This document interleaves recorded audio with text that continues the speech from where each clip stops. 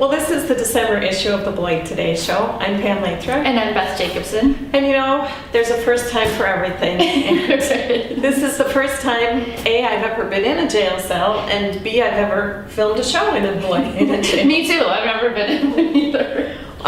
We just thought it would be fitting to start out our show to illustrate what could happen if you don't pay attention to the rigid laws about driving drunk during holidays and any other time of the year. That's right.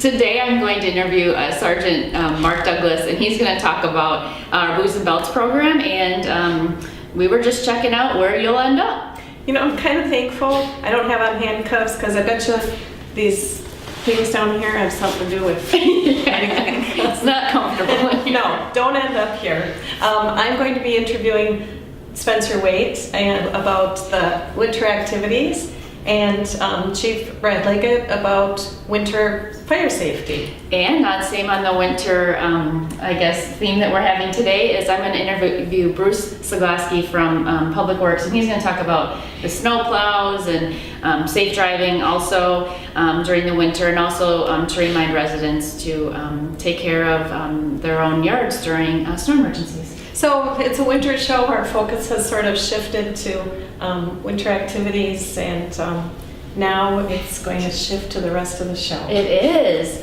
So stay tuned. I hope that you enjoy our show.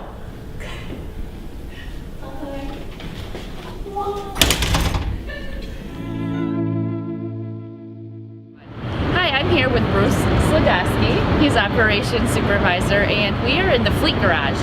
And behind us, you can see that they are getting ready for the snow, right? Oh, yes. And we are here, behind us you can't see, but they're still switching out a couple blades, and this is quite the production. Do you know how many plows do you have? I think we're at 31 right now. Wow. But Pam and I, when we drove here today, we noticed that there's some stripes in the road. Can you talk about that? Certainly. One of the big things is that you'll see the stripes in the road, and that's a general notice to the public as well, is we got snow coming. They're predicting 1 to 3 inches of snow Sunday, so we're starting our application today. It takes about 2 days with 2 trucks to cover the city for all the mains. It'll stay on the ground for about 7 to 10 days, but this way it'll help the snow so it doesn't adhere to the road so much. Well, okay, Bruce, could you tell us more about what does the brine do on the ground when you guys put it on the roads? Okay, what we're doing right now is we're putting down 80% brine, 10% beet juice, and 10% calcium chloride. What this does, it helps so the snow does not compact and adhere to the pavement as well. It gives us a little more lead time to get out. It does a little melting, but when we come back and plow it, it'll peel off better versus being stuck and having a lot of your ruts that you'll have in the road from the snowpack. Now, I've seen this PowerPoint that you guys give sometimes to council, and does it also help the salt stay on the ground? That happens when we do our pre-wetting. When the salt comes off onto the spinner on the back of the truck, it wets the salt, and so when it hits the pavement, it actually sticks to the pavement. Rather than going in people's yards. Right, because if you don't apply it, you get about a 40% scatter, which goes into the terraces, sidewalks, wherever, and this prevents that from happening. Now, I don't want to jinx you, but thus far, this will air in December. We've been pretty good about not getting a ton of snow. But when we get snow, no matter if it's the weekend, holidays, your guys come in. Oh yes, we have supervisory meetings on the weekends to discuss how the weather's coming in. We notify all of our staff, we call them all at home to get prepped to come in at such a time. And we monitor with our weather service that we have, get with them on the phone and discuss on how this is all moving in and what we expect. And so for residents who don't know how Public Works works, you guys are actually constantly monitoring the weather. I mean, I've been in and I see the TV, and Chris Walsh sends out emails. You guys are on it, right? Right. We will still monitor all this week. We also have a guy on at night that will keep monitoring for us. And if he sees anything, he'll give us a call right away. Any indicators that we might have something coming in. But if we have any idea that there's snow coming in, as like Sunday we predicted, the supervisors will meet probably about 5 hours before. Now, discuss plans. For our residents who, who see the snow, there's a method to the madness when you plow. And there's certain streets that we do first, and then the hierarchy. Can you explain that a little bit for someone who might live, not on a busy road, perhaps? You know, what the method to the madness is.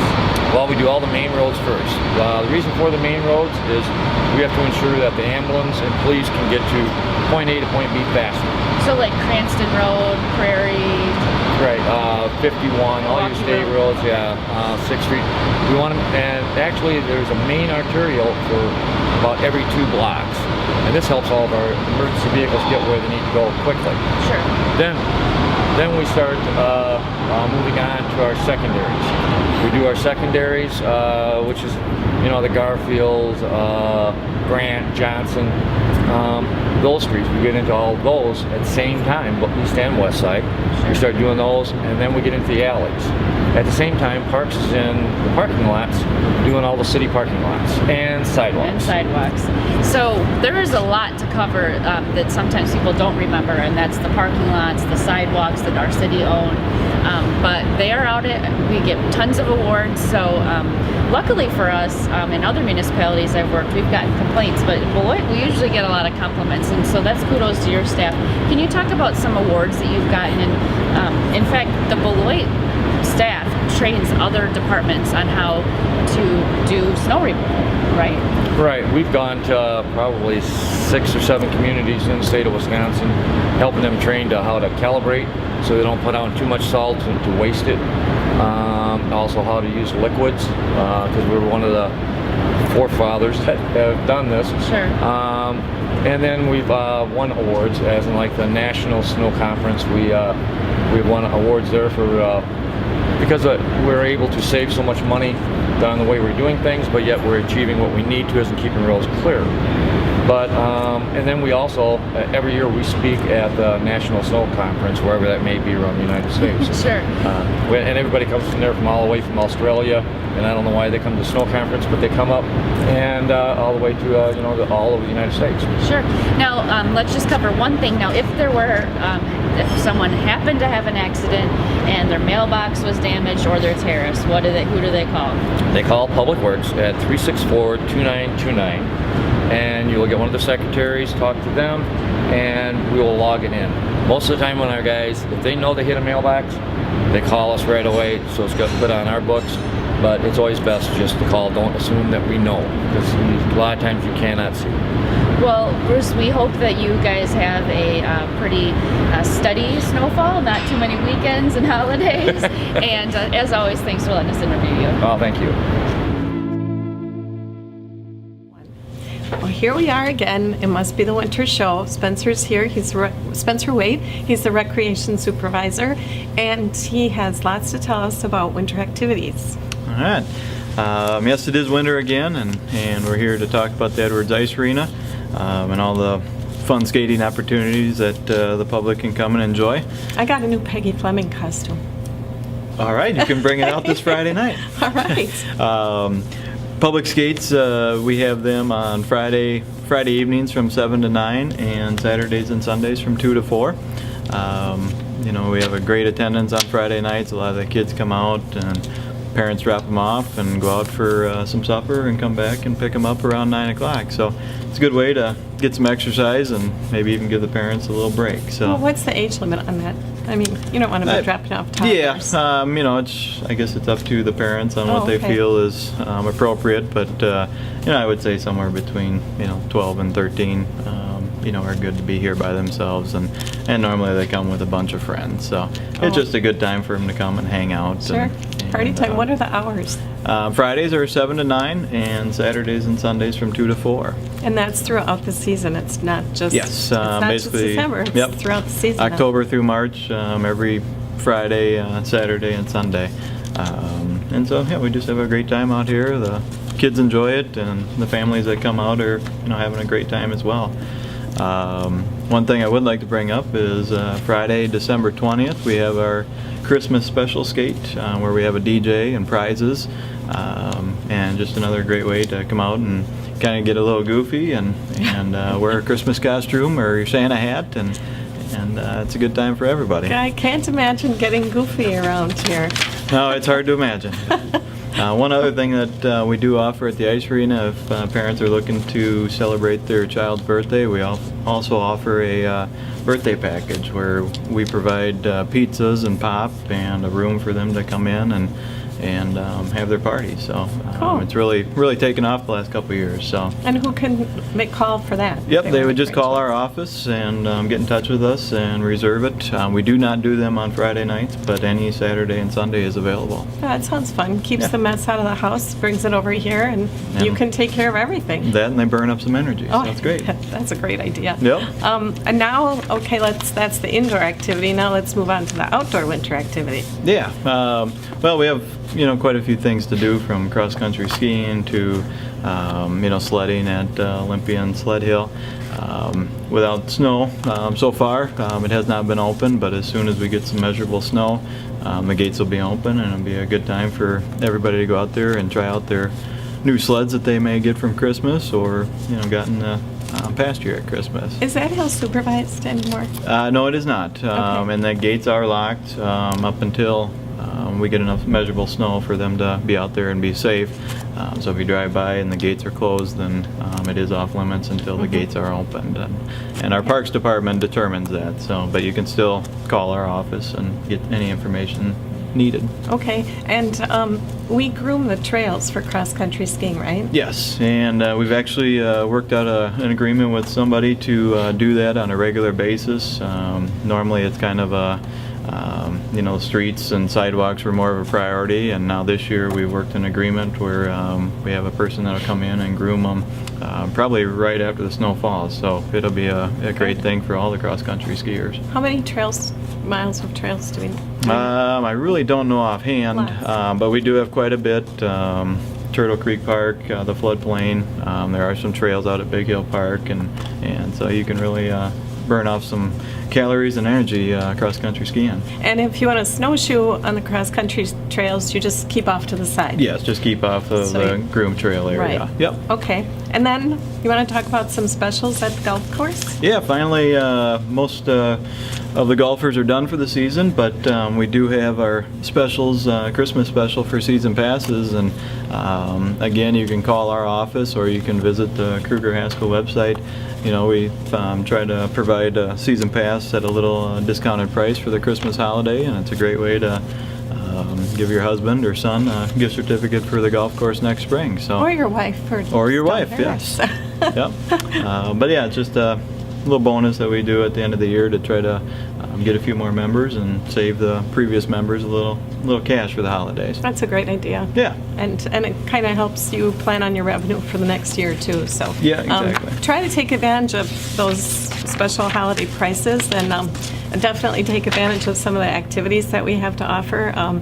Obviously, this is a fun group of people, as you can witness by the signs going on behind us, which are totally distracting. Credit Sonia Baden for all the work that she did. All right, this is Sonia, in case you didn't know, and she works hard too.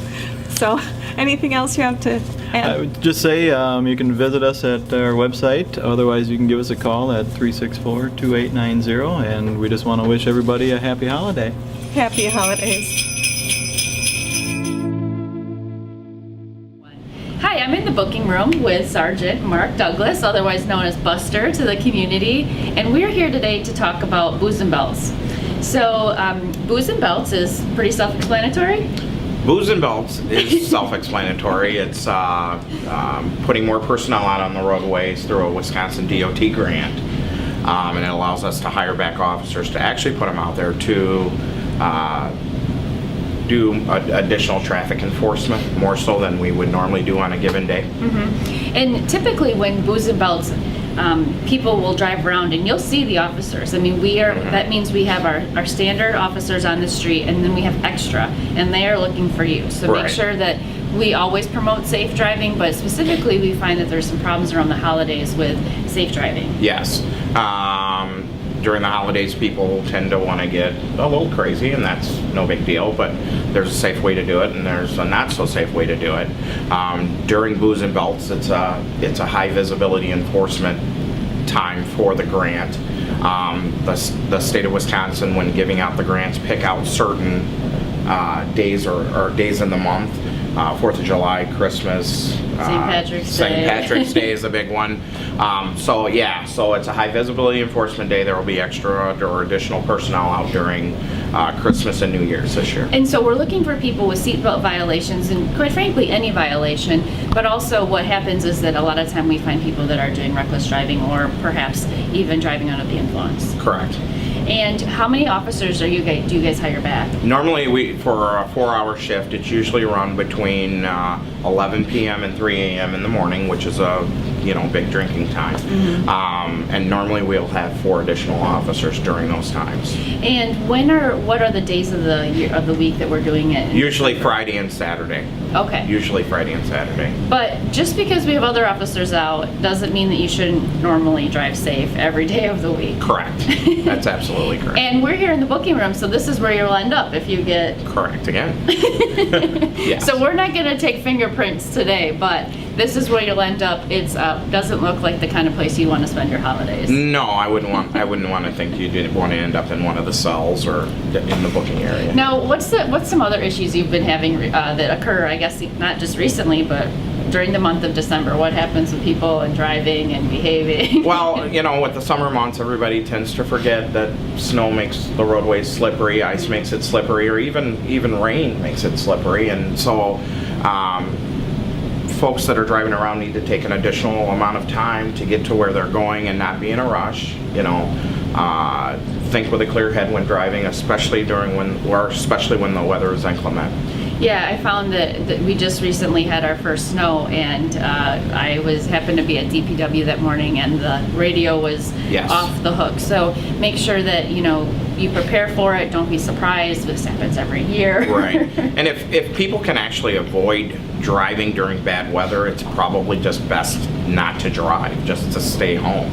I know there's activities where people have to go to work or do this engagement, do this party, but if you don't have to drive, don't drive. If you do have to drive, take some extra time getting to where you're going and drive safely. Make sure you fasten your seatbelt, stay off your cell phone, because those are things that take away attention, even talking on your cell phone. And is there, since we're talking about being safe, let's talk a little bit about just crime prevention around the holidays. Make sure that you are locking your doors, you're not leaving your doors unlocked, your presents are... Right, out of sight, out of mind. Not only in your vehicles, but also in your home. If it's not being seen, then it can actually be a target. So if you have things that are in your car that are of value, hide them or take them out of your car and put them in a secure place, same as with your home. You don't have to have your presence on display for people to see as they drive by or walk by your house. Sure. So. And if you see something suspicious, this is a question we get in the manager's office all the time. Call the police department. Call non-emergency. Sure. But if you see things that you guys want to know, that's how we fight. Yeah, and actually, a lot of people know their neighborhoods, whether they know their neighbor, and they should get to know their neighbor, but a lot of people know their neighborhoods, and they can see people that are moving in and about their neighborhood that don't actually belong in their neighborhood.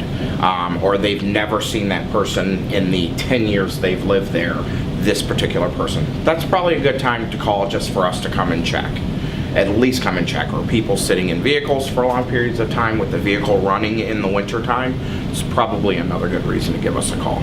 Sure. Well, as always, thank you for letting us interview the police department and Sergeant Douglas. I hope you have a nice holiday. You also. And stay tuned for next month. Thank you. I'm with Fire Chief Brad Liggett, and he's going to talk to us today about holiday fire safety. Sometimes people just need to be reminded about things that they can do to keep safe during the holidays. Absolutely. Every year we make sure that we raise awareness in the city with our holiday wreath that we place in the front of the station. What we do with that holiday wreath is attract attention to fire safety by placing a red bulb in the wreath every time we have a fire. And then if we had a fire injury or fatality, we would place a white bulb in the wreath. That lets everyone know that there is a significant risk through the holiday season for fires. especially when folks are cooking, when they're using candles, using the additional electrical load on their house for Christmas lights and things of that nature.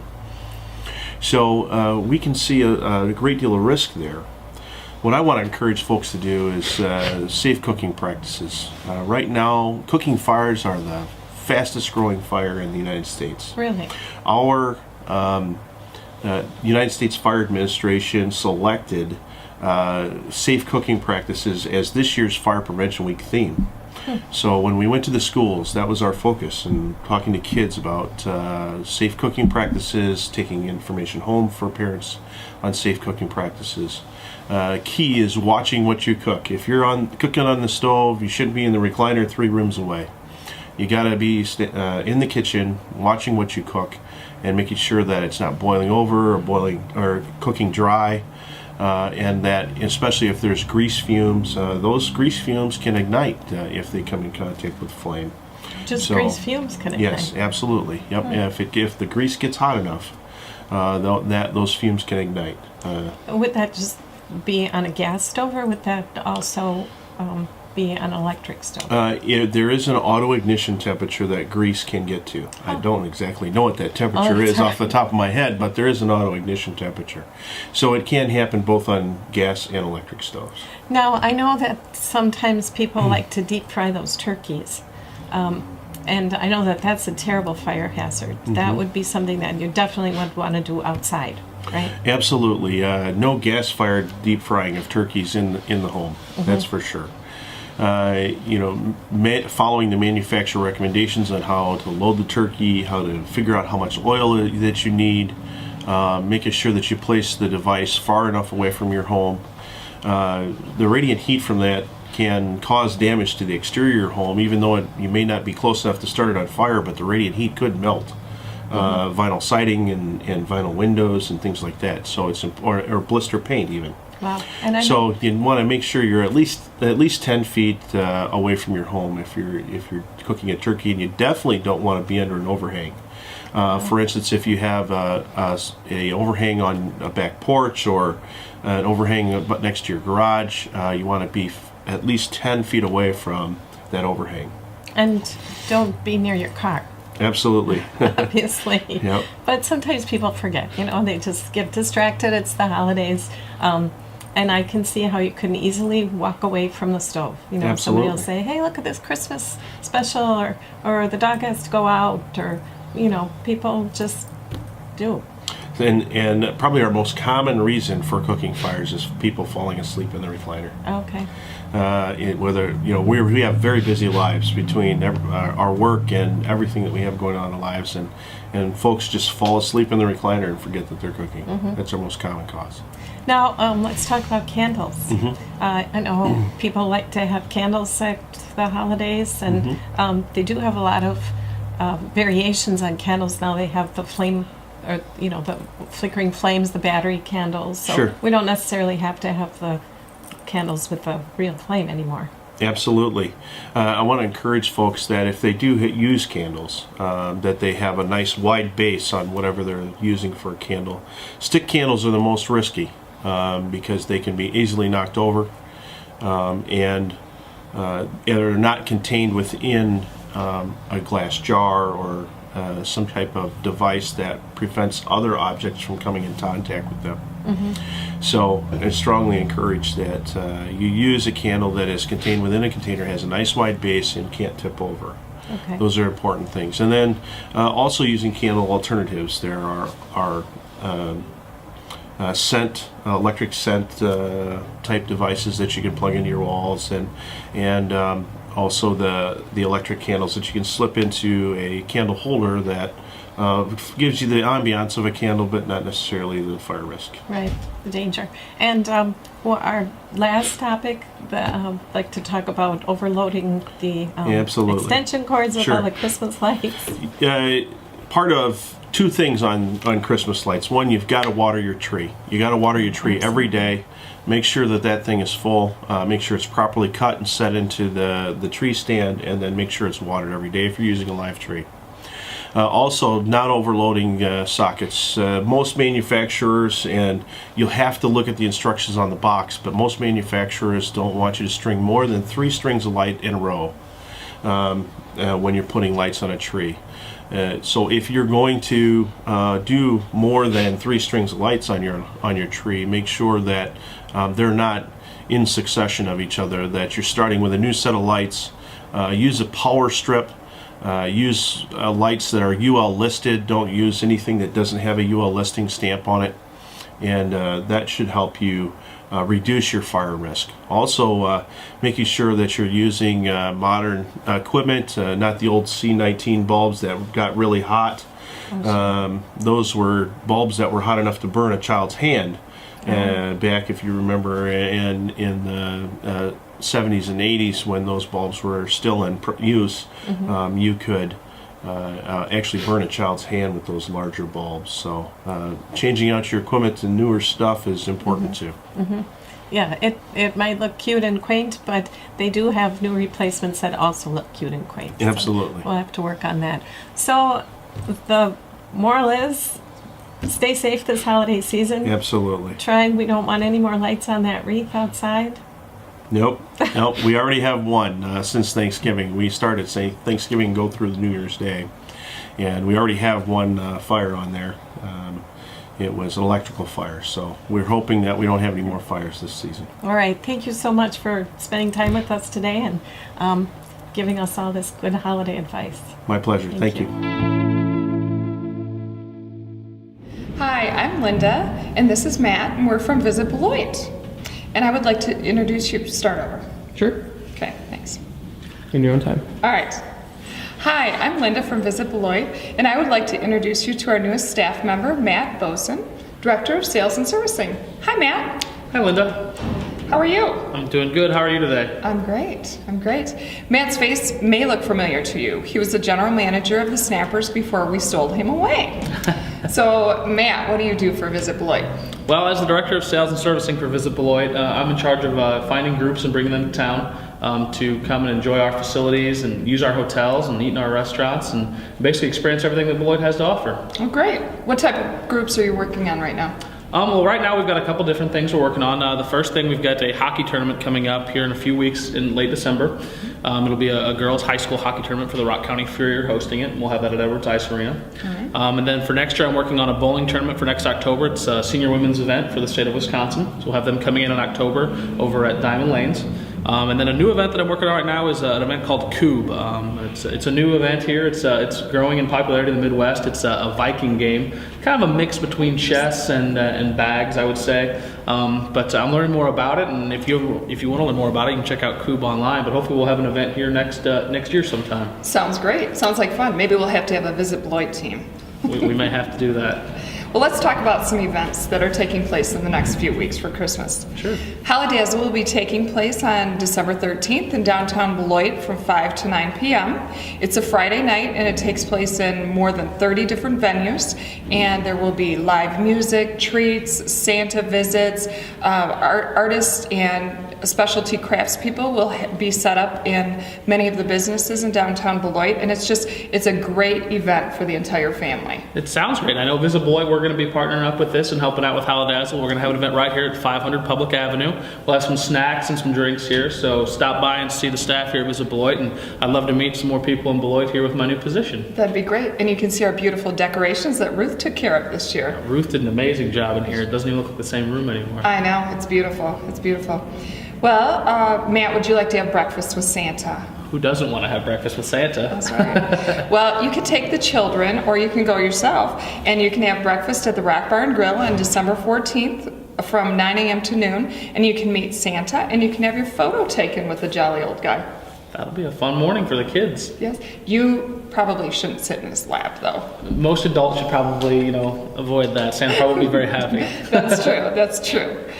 You can also take a step back in time at the historic Beckman Mill, and they have a candlelight Victorian holiday tradition. It is on December 14th from 4 to 7, and it will feature ladies and gentlemen of that era. They will just be doing a lot of amazing things, and I think it'll definitely put you in the holiday Christmas spirit. Yeah, there's going to be a little bit something for everyone, it seems like, in Beloit this time of year. We've got all kinds of different events you can check out. Yeah, well, and also that weekend, the Beloit Janesville Symphony will be presenting their Holiday Spectacular on December 14th at the Eclipse Center at 3 p.m. The concert will feature holiday classics performed by the Beloit Janesville Symphony Orchestra, as well as songs sung by local area high school choirs. That'll be fun, but December 14th is going to be busy. You got 2 events to try and get to in one day. Actually, Holidazzle Friday night, Breakfast with Santa Saturday morning, in the afternoon, Beloit Janesville Symphony, and then that evening they can go out to Beckman Mill. Well, plan accordingly. And also, Biff Year Round is still taking place at 6 p.m. every Wednesday night at Bushel and Peck's. Each time you can go and watch a movie, and you can give your feedback, and you can help decide which movies should take place in February at the Beloit International Film Festival. It's a good addition, letting the people kind of decide what movies they want to have here in Beloit for the film festival in February. That'll be fun. It'll be great. It'll be great. And weekly trivia takes place on Wednesday nights at the Rock Bar and Grill and Thursday nights at Bushel and Peck's. And there's also live music almost every night of the week in Beloit. So check out everything at VisitBeloit.com, and you'll know what's going on. Maybe we'll have to form a trivia team too. Oh, that would be fun too. That would be fun. Well, Merry Christmas and Happy New Year from Visit Beloit. Well, Pam, that wraps up our December edition of the Beloit Today Show. I can't hear you. What are you doing up there? I've never had the opportunity to be on a Zamboni. And so this was my big opportunity, so I'm taking advantage of it. Well, this is the Zamboni for the Beloit Blades and the Beloit Memorial, Edwards Ice Arena. Absolutely. And since we just filmed in the arena, we thought it would be appropriate to do our closing so you can see the snow that they scrape off the ice. And this is the machine that they use. And since we don't have any real snow, let's tell the public about the snow emergency rules. Okay, you start. Sure. Well, please remember that if we get 3 inches of snow, that you should move your car off of the street so that our plows can come through, and so that you don't get a ticket and you don't get plowed in. And there are designated parking spots for people if you don't have a driveway or parking spot. That map is generally on the city's website. Yes. And also don't forget to shovel your sidewalk so school children and residents can pass through after it snows. Yeah, it's easy. It's just common sense and being kind to your neighbor. A little exercise. Right. Work off the turkey dinner. That's right. Well, thanks again for tuning in. We want to thank our staff for helping us film today. And anything else, Pam? I can't think of anything. I want to say happy holidays to all our viewers, and hope you enjoyed the show. Yeah, and have a happy New Year's.